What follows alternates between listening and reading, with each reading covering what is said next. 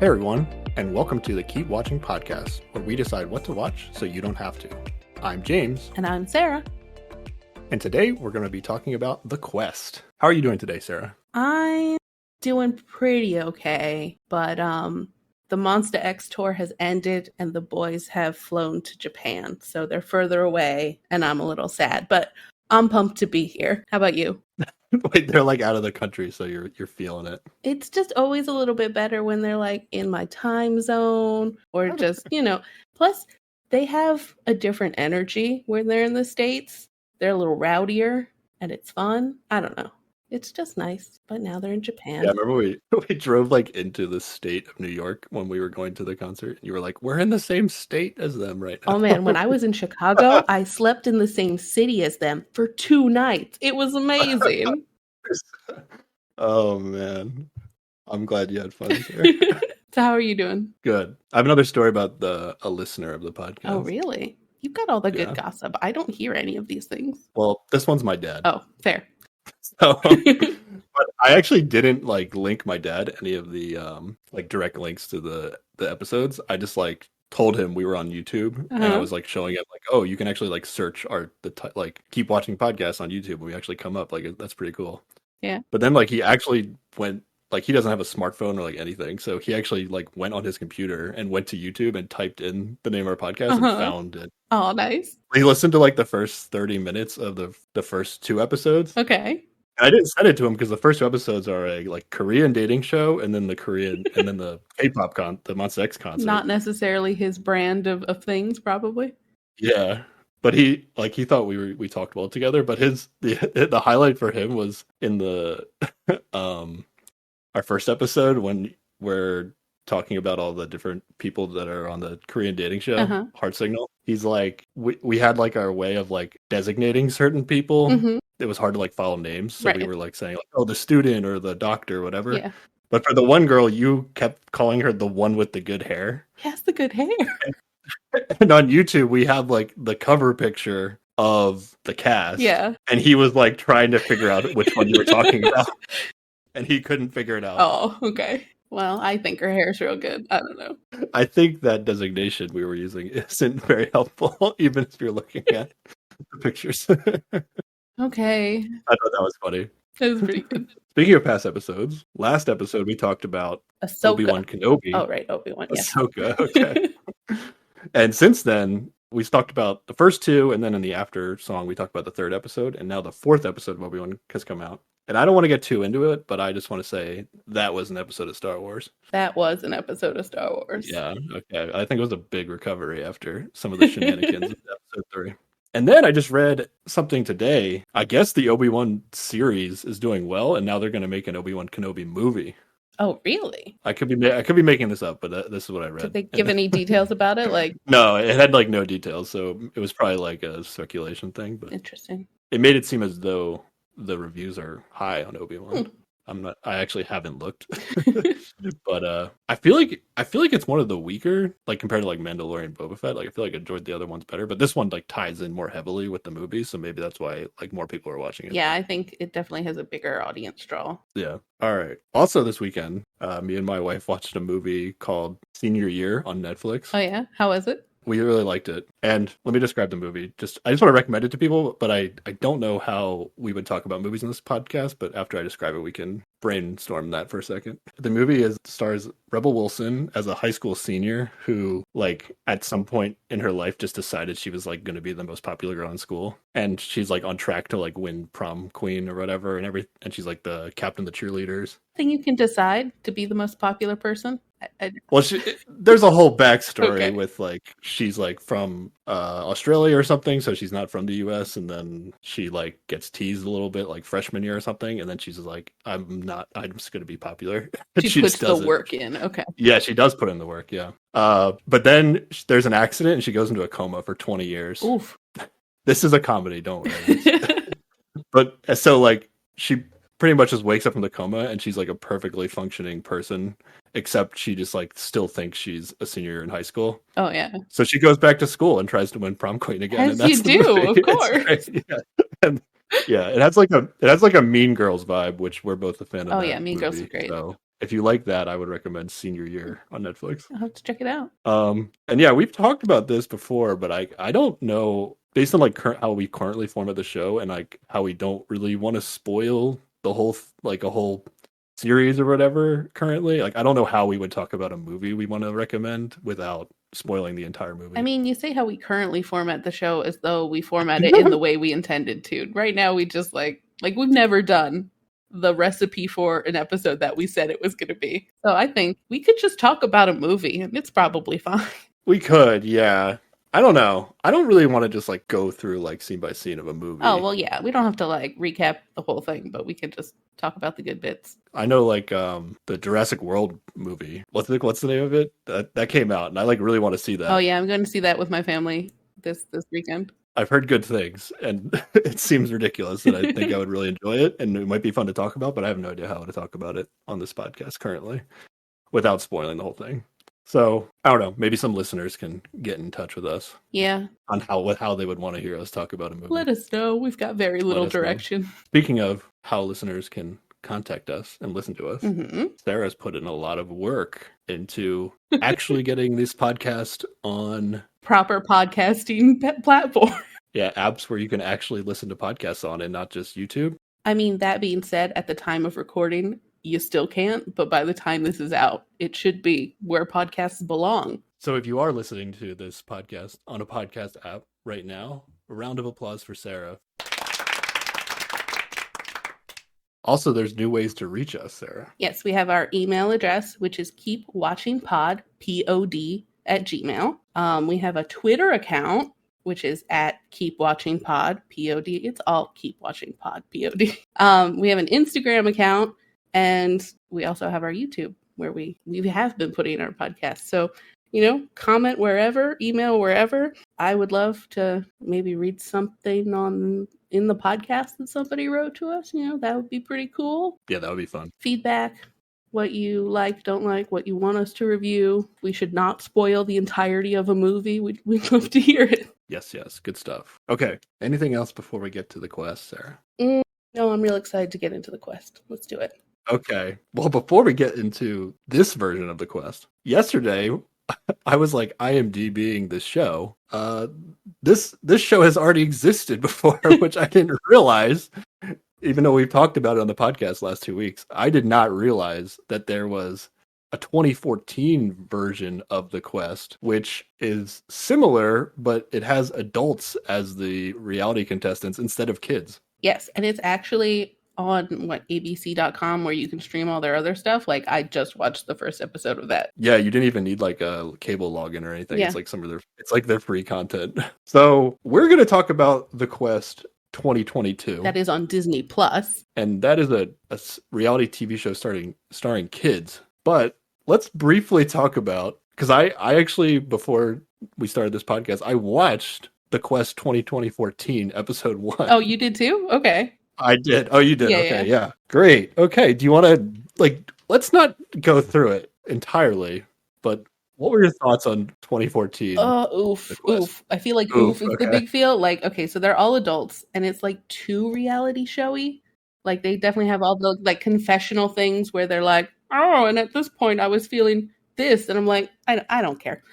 And it felt like that was, like, less immersive in the storytelling. Like, that's exactly my thoughts on it. That's great. Yeah, in the kids version, like, they'll show you dramatic scenes that the kids are not seeing, but like in this show you only see what the contestants see. So like they're not really building this overarching fantasy plot, at least in the first episode. And they vote people out, which they don't vote people out in the kids show, and I don't know. It's just a bummer to end on. The voting people out shocked me. Like, I thought it was just going to be like a challenge-based elimination show.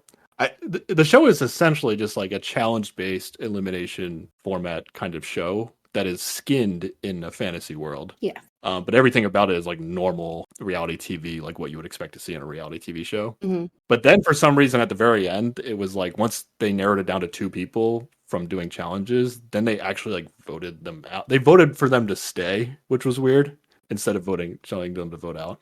Yeah. But yeah. I think it was worse than the kids version, which we're about to talk about, which is great. I'm glad.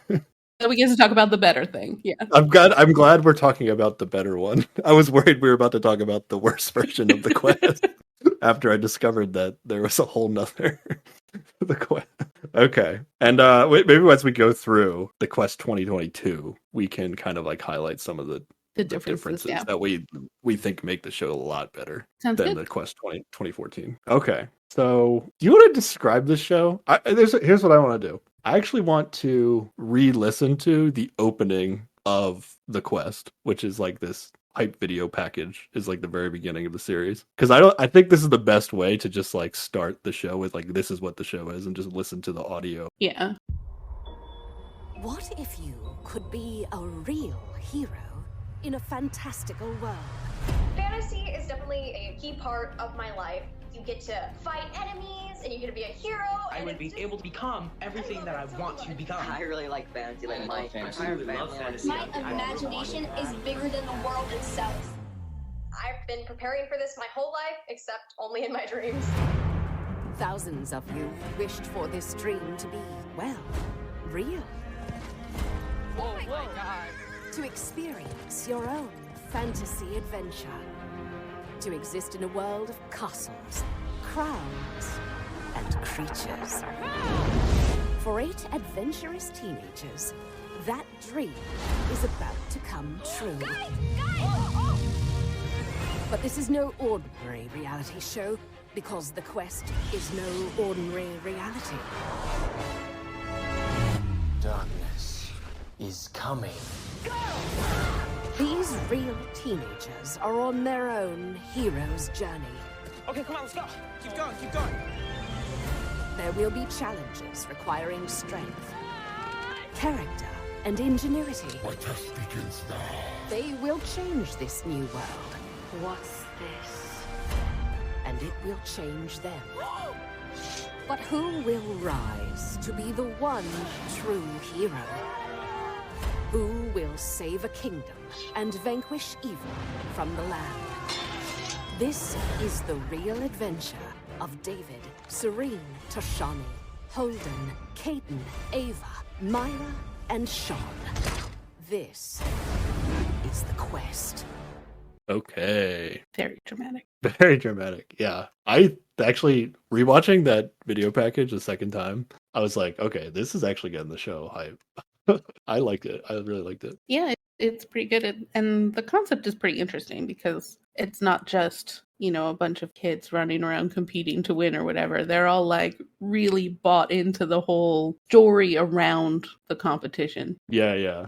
They get into it. Yeah. And I actually think in the 2014 quest, like they actually did a good job with casting as well, where they like kind of casted people who were like adults but still had the mind of a child.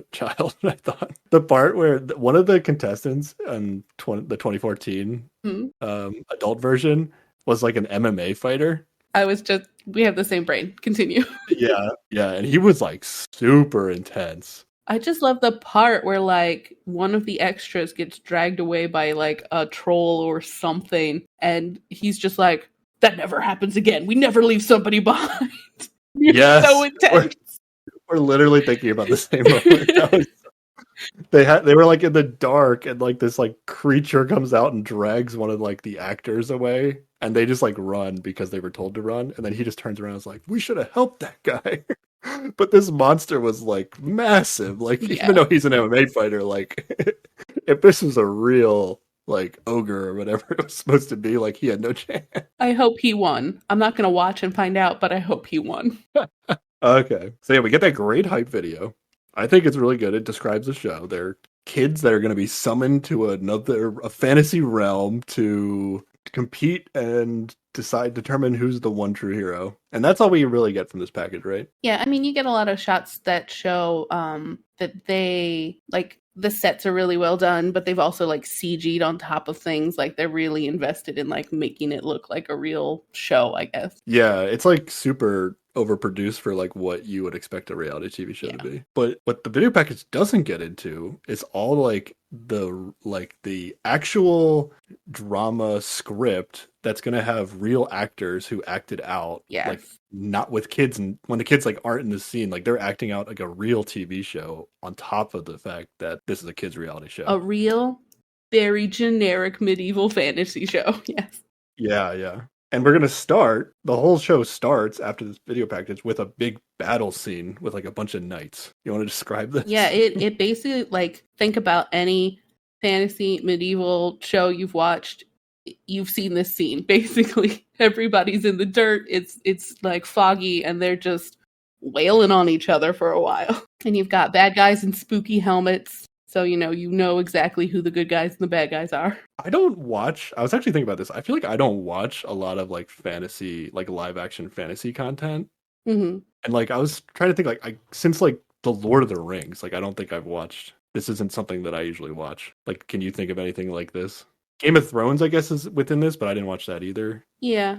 Like, the production value is pretty good for what it is, but it would be like a low rent Game of Thrones. Like, I don't want to hype this up too much on that front. I'm just talking about like the terminology of the world. Oh, We're talking yeah. about realms, and there's knights and kings and queens. Like I feel like I don't actually watch a lot of shows that have that aesthetic. I feel like I've seen a lot over my lifetime, but I can't like pinpoint any right now. Like, I don't know, there were the ones in the 90s where it was like Xena Warrior Princess feels like it's got this vibe. Yeah. True. I did watch that. There's been a bunch of like kind of low budget movies that have this vibe. Yeah. But I also feel like I'm not very good with like the terminology on this show. And from what we've discussed before while we were watching this together, you seem to be on top of it. To be fair, the first time we watched it, we were watching it together, and I was full on Mystery Science Theater in it. You know, I like to be snarky and talk in the awkward dramatic pauses they leave for me.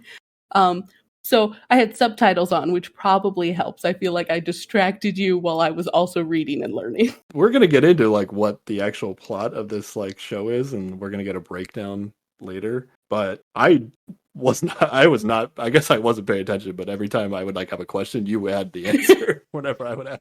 When I make notes for the podcast, when I watch the shows and I make notes, I'm writing stuff down that I want to talk about. And then sometimes I'll write something down and I'm like not sure if I'm right about it. So I'll put like a question mark next to it. But like almost everything I wrote down for the show has a question mark next to it, is what I would say.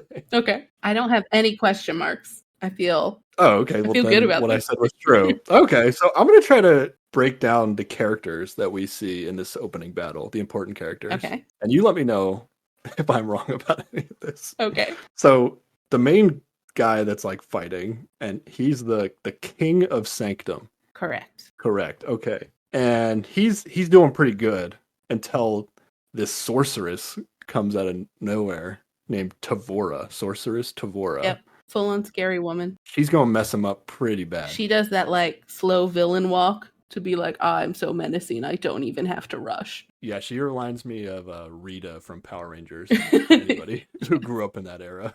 Solid. So the king gets knocked down pretty bad, and he's like, I'm gonna die for sure. But in his dying breath, his dying moments, he like takes the crown that he was wearing, which is called the Divine Crown. Okay, well, here's where I have to correct you because I just watched this and it baffled me. So when he's standing, he's wearing a normal crown. He gets knocked over by Scary Magic Woman, and his crown falls off somewhere. And then in the ground, like just on the ground near him, he finds a totally different crown. Really? Yes. Okay. Which is this divine crown. Do you think that was intentional? I sure hope so. Well, he does hand it off to somebody who is fighting with him, and she's like, oh my god, is it really this divine crown or whatever? Like, she seems shocked that he has it, so it must be purposeful. But it was a weird way to find this mythological super crown just on the ground next to a tree where he happened to be dying. Okay, yeah. Insane luck, really. Yeah. Okay, yeah. So he gets knocked down, but then he sees the crown on the ground. He picks it up, and he's like, send the heroes. And then like this light starts like bursting out of the clouds, out of the crown into the sky. And then I don't know if at this point we start seeing like flashes of all the kids in like modern time. Yeah. And like different cities. Yeah. And basically like this crown is going to like transport these kids to Everrealm. But not to right where he is. to like another city. Everrealm is like the big world that this is, right? Yeah, I guess it's the planet. Sure. The planet or like the continent or whatever. Something like that. And they use in the 2014 version. They also call it Everrealm. Yes, and they actually go to Sanctum. Like the castle they're at is the Castle of Sanctum. I think it's actually like a sequel to the 2014. Maybe. Oh, okay, maybe, yeah. And then there's Sanctum, which this guy that we're about to see Is the is the king king of. of. Yes. But then the rest of the show is going to take place in Aura, which is not part of Sanctum. Just like one kingdom over, I guess. Okay, but it's still part of Everrealm. Yes. Okay. I really wanted to get into the terminology of this because it's really not important at all, but I want to get it right. It was a little confusing the first time. They're talking about a bunch of different places and you don't really have context for it. Yeah, so the king, he does that, and the kids supposedly get transported, but they don't show up. And then the king gives the crown to Mila. We're going to find out later. Her name is Mila. And do you know what her status is right now when she's like getting this crown? Like just like a foot soldier? Foot soldier woman is as far as I can tell. Okay, that's what it seemed like to me. She was like the only fighter that like wore a different color and stood out. But that's just because she's a character for the rest of the show. Not because she has any sort of status. Yeah, okay, that's what I thought. Okay. And then Mila's going to get away, but then the king's going to get killed. And then the witch is like pleased, but then she's also like, but I must kill all the other heirs to Sanctum just to be sure. So I think in this moment, like she has like taken over Sanctum Yes, by killing the king. correct. But there are heirs to Sanctum that are going to be in Aura that she is going to be like trying to also kill throughout this TV show. Yes, like in the very next scene, we see 3 adult children of this king and another king who is the king of Aura. And they're like looking at a map and like the little Sanctum flag is like destroyed or whatever. So that seems to indicate that she won and took over. Yeah, let's go to that scene. That's the very next scene. In this scene, the main characters in the scene that we're going to have to know going forward are the 3 heirs to Sanctum, which they're all like siblings or like step siblings, I guess. Siblings that don't look anything alike. Yes. Yeah, I was actually I was wondering if they just like didn't care about like how genetics work for this, I or think if I that's just like probably what they were going you for. think that's what it is? So because I think the king of Sanctum who died and the king of Aura are brothers, Yes. but they're both black, right? Yes. Yeah, Yes. they're both black, but only the 3 heirs are Adeline, the Princess Adeline, who is black, and then there's Prince Cedric and Prince Emmett, who are like full on white, right? Like they're not mixed race at all. So I think they just did like racially blind casting for it because, why not? But I forgot their names. I remember them as the one fighting bro, the magic boy, and the strategic girl. That's how I remember them. Magic Boy is Emmett, the fighting bro is Cedric, Yes. and the strategic one is Adeline. Yeah. And then the other main characters in this scene that we need to know are the brother of the king of Sanctum, King Silas, who is the king of Aura, and there's an advisor mage, which I feel like every time I do watch something with like this fantasy world, there's always like an advisor to the king who is a mage. And he's clearly not going to betray them all by the end. Of Yeah. course not. Yeah, and I feel like this character is always like the bad guy or of the point of conflict at some point. Yeah. And right off the bat, you just get that vibe from this guy. Oh, not only that, he's like, you know how we can defeat them? Let's use the dark magic. Yeah, he's very like magic solves all problems. This guy. Specifically, the evil kind. Yeah. But so these are the main characters who are going to be like the adult professional actors who are going to essentially be like acting out a script for most of the show, but at times when they're interacting with the kids, they are also kind of I guess it's a little bit of like ad-libbing and like improving with the kids, yeah.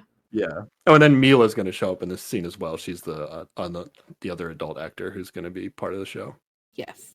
We're only going to go through episode 1 here, but we've watched the first 4 episodes out of there's 8 total. Yeah. I've grown to appreciate all these actors actually. Yeah. What they have to do like with this acting out this real storyline in addition to like doing these scenes with these kids who aren't privy to the script is actually like kind of impressive. Yeah, I think they all like manage to like duck and weave. Like there's a couple kids who like, well, there's at least one who tries to be a little funny and like they still make it like they don't get knocked off their game ever. They're good at picking up what the kids are putting down. Yeah, they're pretty impressive. Yeah, so we basically get the intro to the main actor characters. They play out their first scene. And then we're going to cut to the kids who are like walking down a path together. Like they're already like, they all got like summoned to the same spot, I guess. And they're all talking like they know each other and they're like all from the same high school. Like it's very weird. Also, this is 12 minutes in and it's the first time the kids are really getting screen time. I just thought it was so weird that it was like, yeah, we know each other.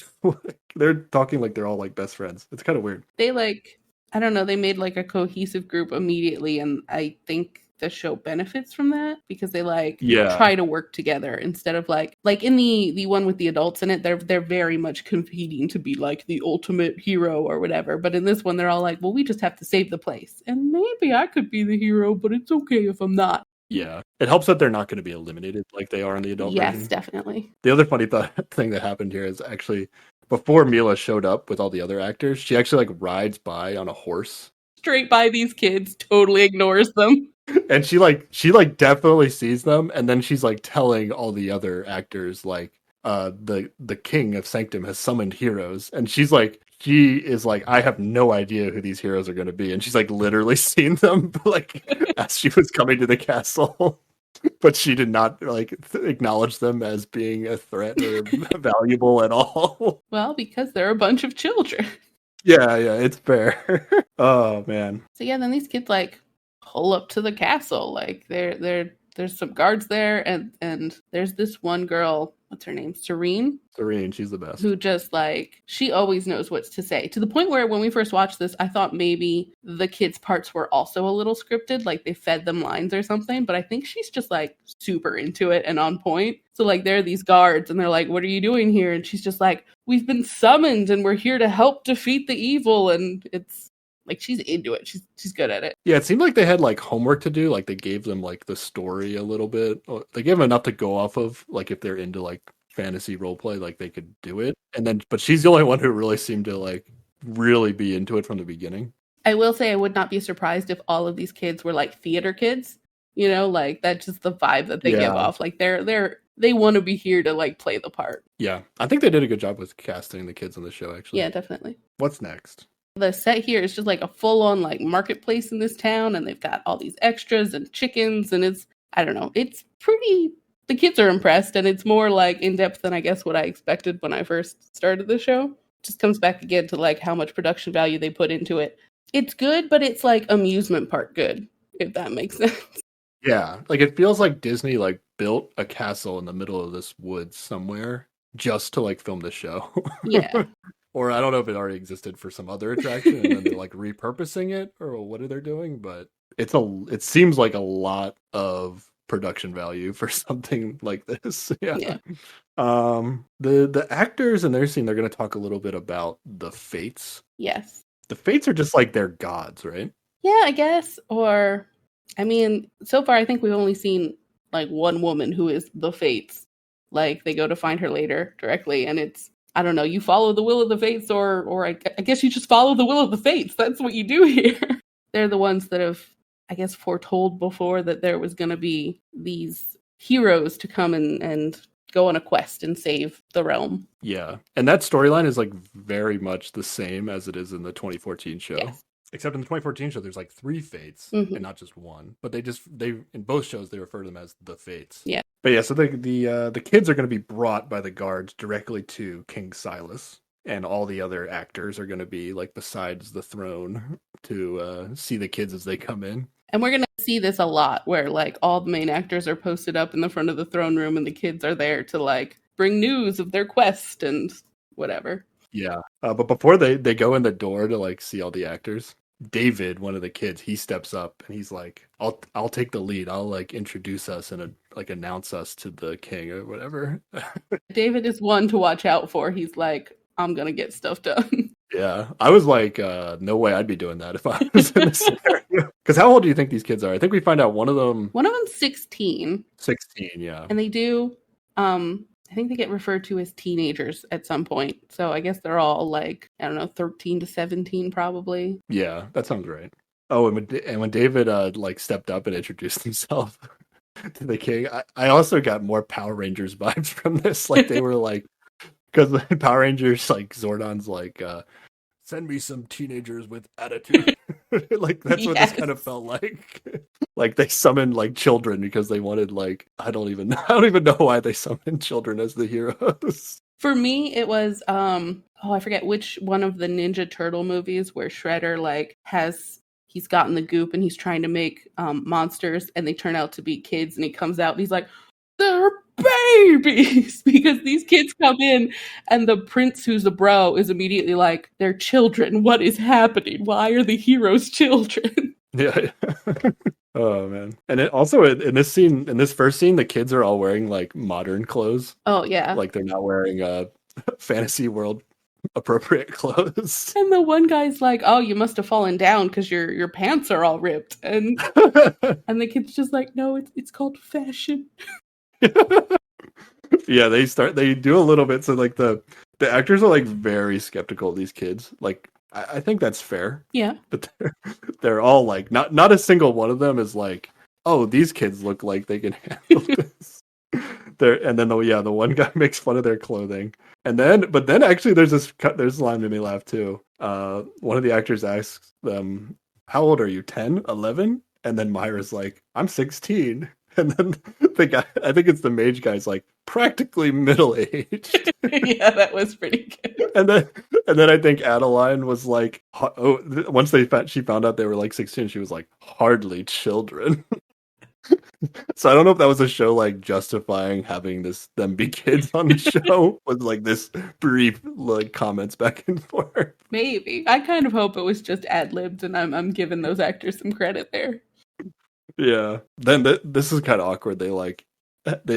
I think Adeline just like asked them all their names like one by one, and they do it all in a row. Yeah. And I think we just heard the names in the intro package.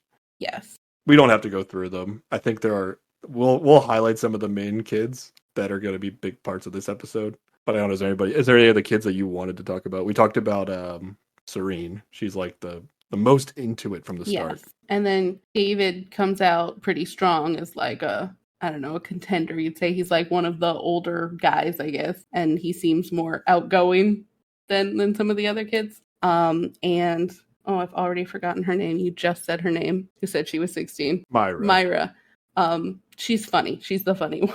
Oh, you think she's funny? Okay. She has a wild outfit. It's like a sweatsuit, but it's like blue and white tie-dye, like head to toe. And then she has like a giant afro. Yes. She's like one of the more unique looking kids when they're wearing their normal. Yeah. She stands out. But like there's a part where one of them's like, well, what do you guys know of magic? And she's just like, well, I know a couple card tricks. You thought that was funny? I thought that was just pretty good. Awkward. And then like they ask them where they're from, and I forget who says it, but they're just like, America? The Kingdom of America? Oh yeah, that was good. And then somebody was like, well, are you lords? And she's just like, well, I'm not. I don't know about them. Like she's like, I don't know these kids. I just met them. Okay. I guess she was the one always at least trying to give an answer. Yeah. I found her answers to be more awkward than they were funny. Oh, I thought she was hilarious. It is funny. It is funny if you look at it like that, yeah. I think all the actors and the king, they're still pretty skeptical of these kids. They're like, let's take them to the fates and hear what the fates have to say. Do you want to describe where they take them?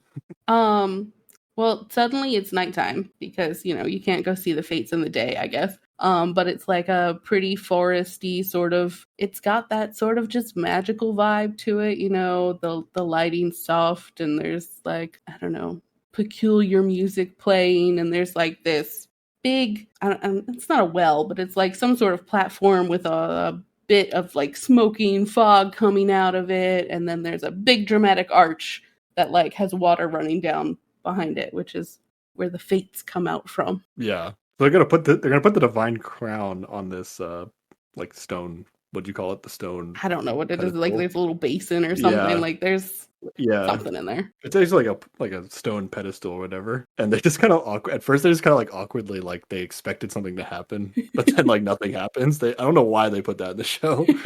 But then the one of the fates is gonna come out of the archway, and she's basically gonna just like explain what the show is at this point. Yes, it is exposition time because the crown needs so many stones, so that way then you can find the king stone, so then you can defeat the evil. No, don't yada yada. This is important. Okay. Hold on, I'll try to explain it. You tell me if I'm wrong. Okay. Ready? Okay. It's just a lot of steps to defeating evil. Sometimes it feels it should be simpler. No, we need to know this story. This might be important later. Okay? Okay. So she says the Sanctum's rulers have sold the divine jewels for riches and pleasure. Yeah, she's kind of pissed. Yeah. The divine jewels used to be on the divine crown, which made it more powerful. I don't fully understand that. But I mean, shiny gems in a crown makes it better. I didn't catch this line like that the rulers sold the divine jewels for riches and pleasures like the first time I watched it. And then the episode we just watched in episode 4, we're going to get into these like gem holders, Guardians, I think. guardians that like show up at the castle for them to like defeat them and get these gems throughout the show. But the 4th gem guardian that shows up in episode 4 is this like super short like troll woman. I guess she's supposed to be like seductive in a way. She certainly feels that way about herself, yes. And King Silas definitely implied that like he was the one who like messed up and gave the stone to her for pleasure. I feel like. Yeah, the moment he starts talking about this troll, I'm like, that's his ex. Like, that's who he's talking about right now.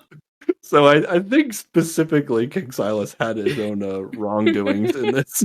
Yes. At first I thought it was just like rulers of the past have like screwed over the present day people, but I think it might be a little more recent. Yeah, that tracks. And the fate explains like, the fates don't trust the people of this realm anymore, so that's why we summon these kids to like save the from realm. Earth. Yes. Yeah.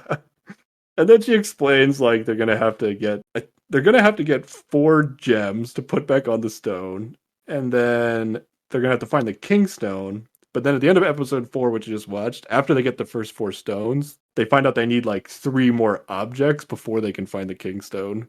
Yeah. So it basically all adds up to there's 4 objects. There's 8 objects total. There's 8 episodes in the show, Convenient. so you can see where we're going from here. But also along the way, she even says this, that like the kids are going to get like talismans for how they like perform in these challenges. And this episode's only going to have 1 challenge to get the first gemstone, but in other episodes they have like 2.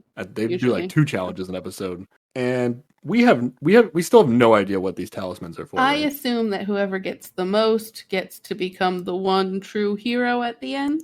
You think it's as easy as that, or is it like, Or maybe it'll give them some sort of advantage in the final challenge to become the one true hero. Yeah, that's what I think. Yeah. And then she ends her monologue with, who will be like the one true hero? Oh, Yeah. but she does say that they need someone to lead the kids. And she's like, someone who's like, has power and creativity and really great hair or whatever. And like, the mage guy thinks it's going to be him. And he's all like puffing himself up, ready to walk forward. But then it turns out that Mila is named the Oracle to take care of the children. And so, the mage guy's definitely not going to betray everyone later because he's mad about this. Not at all. Yeah. There's also, I think we also might have skipped over a little bit part of the actors only part where like the 3 heirs to Sanctum, the 3 siblings or whatever, they like have a little moment where they're all like, you can tell that like each one of them actually wants to be king, and there's like a little bit of animosity between them. Yes, and there's no like clear line of succession like you think that would already be in place, but no, lazy kingdom that did not figure out which of these children should be. Yeah, and it's kind of like an off scene in this episode, but it actually It like comes they up go later, back yeah. to it. Yeah. I went from like, when we watched episode 1 of this, I was like, wow, this is so unique and interesting because it's just unique. And then by the time we watched episode 2, I was like, okay, I'm invested in finding out like like what's gonna happen to these kids. And I was like, I kind of cared about the actors too. Like, I don't know, I'm like kind of invested in the show at this point. Like, I thought it was just gonna be like a funny show to kind of make fun of. But now, yeah, I'm invested too. I mean, I'm still gonna say snarky things when I watch it, but I do need to see who's gonna be king. Mila's gonna become the Oracle, which is just like somebody that carries around this orb, and then the orb like is used to communicate with the Yeah, fates. it's like text messages from the fates to tell the children what to Yeah. do, basically. But it only works for Mila. Yes. Like, I don't even know if anybody touched the orb, like they would be able to hear the text from the fates. Right. The fate, actually, I was wrong. She ends her monologue with "The quest begins." Ooh, yes. And it's great because like every now and then during stuff like this or later, like you'll get a wide shot. Like it's focusing on the actors going somewhere, but like you'll see the kids in the background and their faces are just like lit up and they're so pumped and into this. Yeah. And they're gonna call the kids they're gonna be called paladins. Yes, because we can't call them heroes because they're children. What's a paladin, Sarah? Explain that to me. Well, I know paladins from D&D, and that's usually like a fighter who fights in the name of a particular god. So I guess they're fighters who fight in the name of the fates. Are they supposed to know magic to some degree? I mean, in D&D, everybody can know magic at some point. So it's a little bit of like a generic term. Yeah. Okay. But I think usually it goes with like upstanding sort of citizens, you know, like they have some sort of ethics or rules that they follow. So like good guys. Okay. So going forward, they're referring to the kids as paladins. At this point in the if this was like the 2014 show, we would get like a whole bunch of like confession, like one-on-one with the camera with each kid. Where they'd be like, oh, it was so surprising when she came out from behind the waterfall, or, you know, like all that kind of stuff. Yeah. And what it did, and when I watched the 2014, it, like you were saying, like it totally breaks the immersion of like you're in this fantasy world, like following this kid's like story or what they're doing in this world. So instead, on this show, and I don't know if they just decided to do this because it was kids and not adults, or if they like actually learned from watching the old version of the show. But they basically just like the kids get like guided to like this fire. And they have to like sit there and wait. And then like naturally the kids just start like kind of talking about what they just went through. Yeah. And they're so like excited and wholesome and just happy to be a team. It's pretty cute. Yeah, there's actually like way more kids that are just like just happy to be there and they're not like worried about winning the show for themselves, which I'm like kind of surprised by. Yeah. So I actually at first I thought these scenes were kind of dumb, but now that I'm like kind of invested in the kids, like I like when they're like talking about like working as a team and stuff. I don't know. It's silly that I kind of like enjoy it now. But the kids are going to be taken to get gear. And it's like their little headquarters area for the paladins. So they're all like, I don't know, this is their zone where they're going to be later again. And they can like talk to each other and I don't know, solve a puzzle later or whatever, but like this is their zone. And so they're all like exploring and like, oh, we get to wear these cool like sort of armor things. And yeah, again, their excitement is just kind of infectious and cute. Yeah. They're going to be all in the right aesthetic for the rest of the show. They're not going to go back to their modern day clothes. No more ripped jeans. They basically had this exact moment in the 2014 version with the adults, but it was like the adults actually were like, this is like almost what they do in like Big Brother on day one is like when you enter the house, you have to like go choose a bed really fast and like decide who your roommate is. And this is what they did. Yeah. I get that the adults were actually like spending the night in this like castle area or whatever in Sanctum that was built for their show. I don't think the kids are sleeping here. Probably not, no, because production doesn't want to be in charge of 8 teenagers at night. Like, send them home with their parents. It's way easier. Yeah, I'm actually curious, like, what the logistics of producing the show are with the kids. Like, is it like a summer camp kind of deal, or is it like multiple weekends that the kids are coming to film? Yeah. I'm not sure. And there are like restrictions for like how long you can film with kids. So like, I'm sure it's a whole thing. Like logistically, probably pretty tough. Yeah. So next, after they get their gear, they're going to be taken to Dravis's quarters. Oh, yes. The mage guy. I don't know why they were taken to his quarters. I think he was supposed to teach them magic, but like every time someone's going to teach them magic, something distracting happens. But they come into his spooky mage's den and they just start touching everything. They're just like, what's Yeah. this? What's this? Ooh, look at this. Yeah.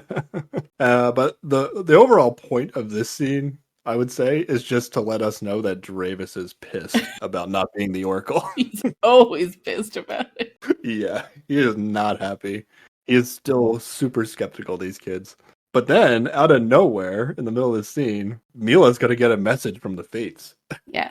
on her orb. And there's like a noise, too. They're What like, was it? It was like a... creepy screaming noise. Not screaming, but like, I don't know. It was almost like animal-like. I would say it was like a screech, yeah. And the Fates are going to say, the first gem keeper has arrived. Conveniently, it came to them. They don't have to travel at all. It's pretty nice. Yeah, I don't know why that's how the gem keepers operate, but for the sake of the show, they only have one set, so Yeah.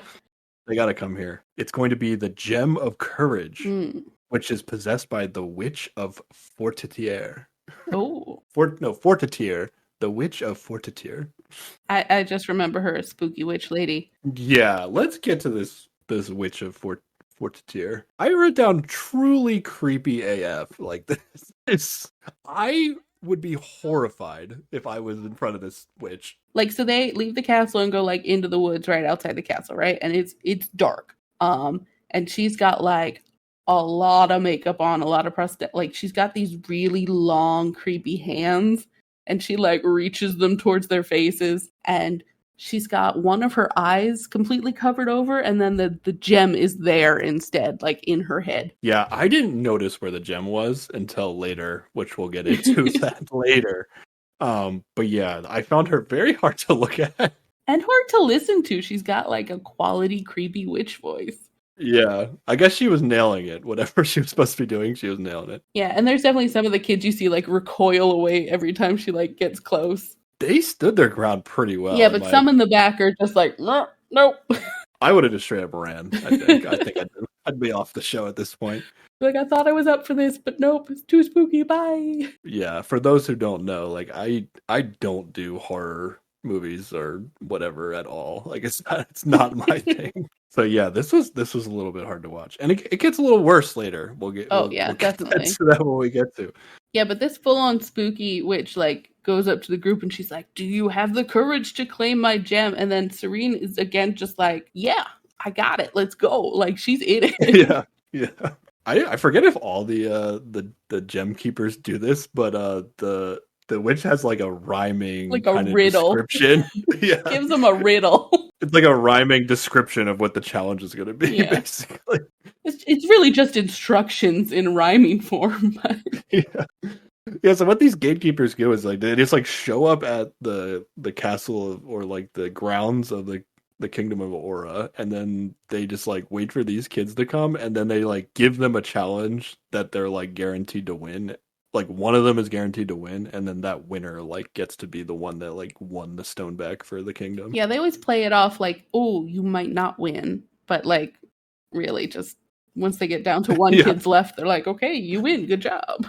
Yeah, so this challenge is going to be like an amazing race kind of style challenge where it's like they have to go to a place to get a thing, which will give them a clue to give them another thing, which will get them another clue to go to another thing. But other challenges later on are just going to be like endurance, like survivor style challenges where you're supposed to last a certain amount of time, I guess, to like beat the gem keeper on whatever the endurance thing is. But it's never explicitly said how much time it is. Yeah. So what they do is it's like they just wait for there to be like one person left standing, and then they like film a couple like one more minute of them doing it by themselves, and then the gem keeper like pretends like they've been defeated. Yeah. Like now that there's only one person standing. Yeah.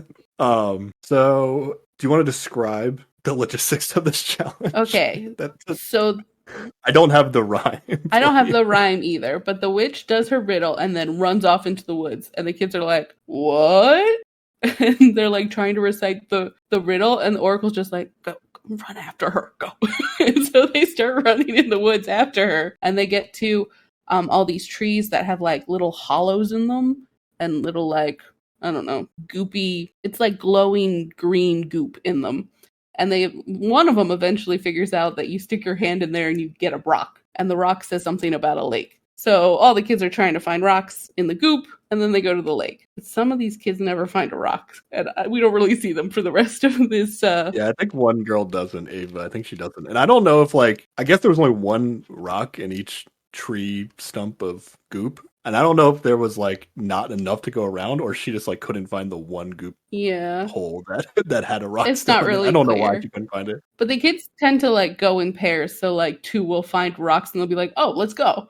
Like so, like even though they're still like they're doing solo stuff, like they're still grouping up together. I don't know if there's, like, cliques between the people in the group, or it was just, like, the first people that, like, got their rock first were like, oh, you found a rock? Let's go together. And then the next wave of people found their rocks and they went together. Yeah, and I think a lot of it has to do with like they're in the woods and it's very dark, so take a friend. Yeah. Like I would have taken a friend. There's a super scary witch somewhere in the woods. Like, I'm not going by myself. Yeah, let's go in pairs. I don't even know if I'd be going the same way the witch went. Like, yes, the opposite direction of the witch seems like the way to go. I won my own challenge. Yeah. So they leave the green ooze trees, Yes. and the next thing is they get to like a lake, and the lake just has like driftwood out on it that has like ropes attached to it, I guess. I think like tubes, like they're like scroll tubes, I guess, because they take a map out of them, and they've got like a light in them, and it's just pull the rope and get the tube. It's not very difficult. Yeah, it's not hard at all. And inside the tube, it's going to be a map and then the map has an X on it. We don't really get a good shot of the map, so we didn't get to like try to figure out what they were doing. But they basically just like keep going down the path, and that's where the map takes them. Yeah, but this is when it gets weird. Yeah, even weirder. They find a bit of wood on a rope, and they pull it back, and it's a little teeny pit that's full of a bunch of bugs. Like, yeah, it's like Fear Factor out of nowhere. Yeah, I'm like, why are you doing this to the children? And they're like, there's scorpions in here, and there were actually scorpions in there. I think I noticed that like their tails might not have been on. Yeah, they weren't threatening, I guess. But like, I would not do this. I would be like, okay, I had a misunderstanding about what this show is. I'm gonna go home. Thank you. Goodbye.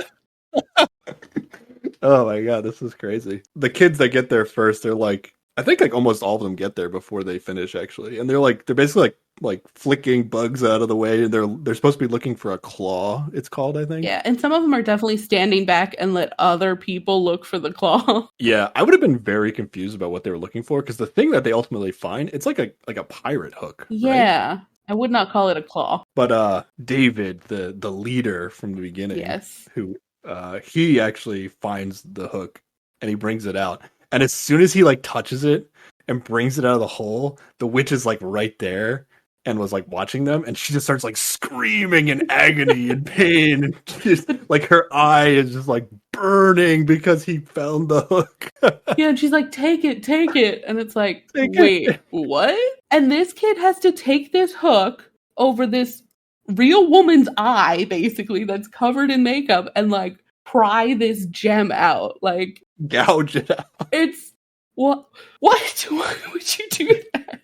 It was so gross. And then it was sticky because, it had to be stuck to her face. And it was just like, it seemed like an unpleasant experience for everyone involved. Oh my God. Yeah, I was like, I had to look away. This was gross. Yeah, not into it. Do you think David actually did the prying of the eye out of the I think he started and then just used his hand because he was like, I don't want to stab this real woman in her real actual eye. Well, they show a shot of the hook going in and gouging out the gem, but it's super zoomed in as if maybe David didn't do it and they just post-production. Yeah, I think that's what happened. Yeah. But man, I was not expecting the show to be so gross. Yeah. Oh my God. And then she just leaves. That's it. She's fine. She's gone. Defeated. Just defeated. She didn't expect anybody to beat that challenge. Well, if it was up to me, I wouldn't have beaten that challenge. Yeah. So. Yeah, I don't think I would have either. I'm like, you know what? Gem looks good where it is. Have a nice day. Bye. Oh my God. But David was hella unfazed by this. Oh, yeah. I mean, he's ready to come in here and be the one true hero. That's why I thought maybe he did pry it out, because he acted like it was nothing. Jesus. Oh my God. The other kids, David was unfazed. The other kids who had to watch this happen in front of them, they were jaws dropped. They could not believe what they were watching. They were right there with you and me on Yeah. this. This was crazy. And let's say this is nothing like the 2014 Oh no. version of the show. They're not even questing, they're like learning how to use like a freaking crossbow. Yeah, it's like super basic, like learning to be an archer, like kind of like stuff. And there's not like monsters that are like Yeah. giving them these tasks. And the person who's like training them is like trying to shame them for how bad they did at their first day at the crossbow range. And it's like, this isn't the vibe I'm here for. So anybody out here who watched the 2014 The Quest, yeah, you can watch this one and expect it not to be the same thing at all. Way better. It's nice and pleasant, except for the super gross part. I think if this episode wasn't gross, I might have been all in on this show from the beginning. But it took me like another episode because this was just a little too gross. And I don't for think me. the other ones get gross like this. Yeah, they're not. Like the creatures are still a little creepy, but they're not as bad as this witches. I don't. And think. they do like fight them during the daylight, which also always helps the vibe. Because David found the hook in the bug pit. He's gonna get credit for winning the challenge, I guess. But like immediately, like he's like, "Oh, we did it together. Like I couldn't have done it on my own," and it's all very sweet and yay teamwork. Yeah. And all the kids are very supportive of each other. Mhm. Even like the one kid who like found the rock in the green goop first, like he felt very good about himself because he was like able to progress the challenge by being the one that found that. The first time I watched it, I was like, oh, this is like super cheesy, but like I think this kid is like actually happy to be part of like a team that's like, Yeah. completing quests and stuff because I'm guessing it might not be his normal routine in real life to Right. be included like this. Yeah. So it's very cute. Yeah. And especially like, I mean, I don't know how long ago they filmed it, but it's definitely like post dark times. So like those kids have been doing like school from home for a while too, probably. So just like team activities, yay! And all the stuff they say like could come off very cheesy, but they're also genuine about it. That it just feels nice. Yeah. I appreciate it. So yeah, we're gonna go back to the castle. Into the throne room. Mila's gonna like lead them in. She's very excited, and she gets to tell them that the Witch of Fortitier has been defeated, and David has recovered the gems of courage. And they're all gonna like be very complimentary now of the kids and how they might have potential because they did something they weren't able to do. Children can get it done, I guess. Yeah. So David's gonna get the honor of like putting the gemstone back on the divine crown. Yes. And then there's some CG like, woo, that happens, but all the kids pretend that something fancy happens. Yeah, the kids don't see that part. And he also gets a talisman for winning. A talisman, yeah. He gets the first talisman, which we still have no idea what they are. Not the fate did not explain what the talisman does. Right. Just that you get them. And then this usually happens. The king asked him then like what he learned from his experience. And he's all like, I didn't know I had what it takes, but yeah, I did it. I'm so proud of myself.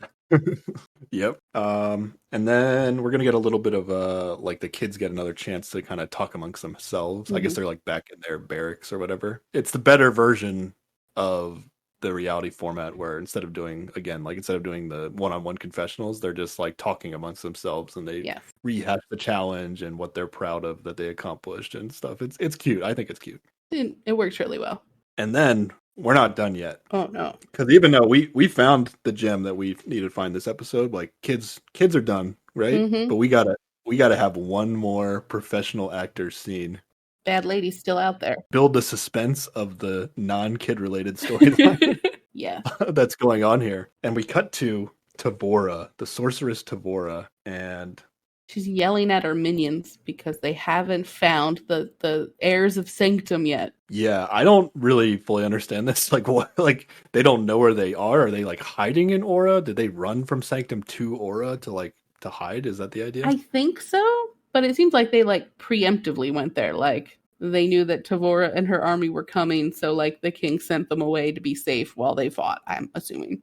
Oh, and I didn't get into this before. I think like I know like Adeline is the son of the king of Sanctum, the guy who died. Uh-huh. And then I think Cedric is definitely the son of no, sorry, I had that wrong.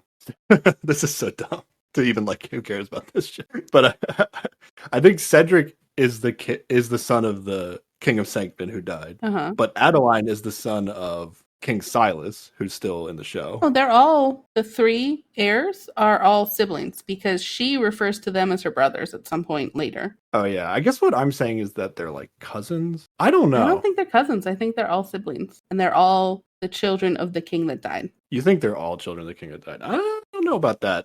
If anybody watches the show and wants to fact She check on definitely this, let us calls them know. her brothers. Well, let us know who's right.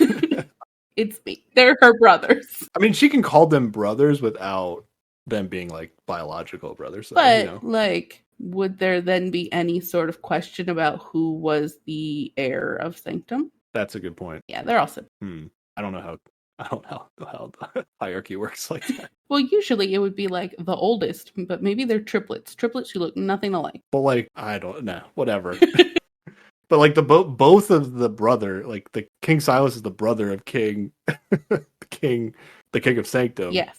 Which also maybe doesn't make sense, but why? Yeah. So why is he the King of Aura? oh and well, the other okay, brother okay. is the King of So Sanctum? one of them's the younger brother, right? Okay, and the younger brother went off and married the like princess of whatever town and went off to become king over there. Okay, but you think any children they have in the Kingdom of Aura wouldn't be an heir to the Kingdom of Sanctum? If there weren't any heirs for Sanctum, then if there were heirs of Aura, then they could potentially have a claim to the throne of Sanctum. But we have 3 heirs in Sanctum, so they just gotta fight it out, I guess.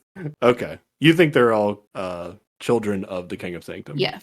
Regardless, I'm Tavora I'm is skeptical. she's really insistent that like her claim to Sanctum would be diminished if the heirs pop up later. But it's also like you just stole it. Like you just took an army in there to take it. I don't know that like the legitimacy of your rule is the important part here, but okay. Yeah, I guess it's like a political thing where it's like if the people know that the heirs are still alive, they'll like rally support behind them. Yeah. Yeah, I don't know. Yeah. Point is, she wants these adult children dead, and her minions have not found them yet, so she's cranky. Yeah, and she does this weird thing where she's like super pissed at one of them, and she like sends him through like this portal to some like dark magic, and I think and then when they like come back, they're like supercharged. Is that from this episode? No, I think that's from the next episode. Oh, okay, never mind. This time she just like throws fire at them and then laughs when they are scared of being burned by the fire she threw at them. Oh, okay, sorry. Great boss right there. Yeah. And then the suspense ending is that she's like, if you want something done, I'll do it myself. And then she like summons these green fireflies that are gonna go like scan the kingdom for the heirs, basically. Yeah. And then they're gonna come up in the next episode, these firefly things that are flying around. Yeah. But yeah, great stuff from the quest. Episode 1. Super silly, super unique. I'm in. Oh yeah, definitely gonna keep watching this one. Yeah. The 2014 version or whatever, no, I'm just gonna look up on Wikipedia to see if that one MMA guy won, and then that'll be the last I think about that show. All right. Are we good on the quest? I think we're good on the Anything quest. else from the quest? We're good? All right. Yeah. Check it. I would recommend checking out watch episode 1. See if you get into it. If you don't get into it, it's fine. You at least saw the very unique product that is the quest. I don't think there's anything else like it out there that you could find, basically. So we recommend. And it's fun. It's if you need a little bit of fantasy and also just some wholesome children, you know, it's a feel good show, I think. Pretty good. Yeah, I agree. Okay, Sarah, what are we talking about next time? I have no idea. We haven't planned this You far. have no idea? I have no idea. Do you have ideas? I don't think I'm ready to go back to Heart Signal. Fair. I don't know if we ever will, even though I really like that show. But I think the format of this show is more fun when we just watch something new every week, as at least it is right now. Until we hear from somebody that's like, you need to talk more about this show, then we're probably just going to move on, different show each time.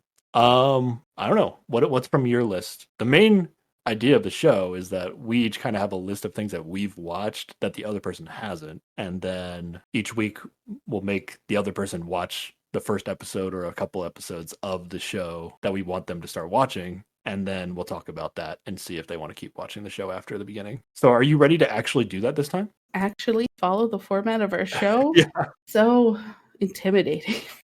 But sure, let's do it. So I have two shows that I'm thinking of in my head right now. Okay. One of them is, the show is kind of popular, but you haven't seen it, Money Heist, Mm-hmm. which is on Netflix, Okay. which is kind of a bank robbers from the point of the view of the bank robbers with a little bit of like a twist on that kind of format. Okay. And it's in Spanish with subtitles, but it's on Netflix, and it was pretty high. It was pretty high on Netflix when it was released. I didn't get into it till like the final season was released. Okay.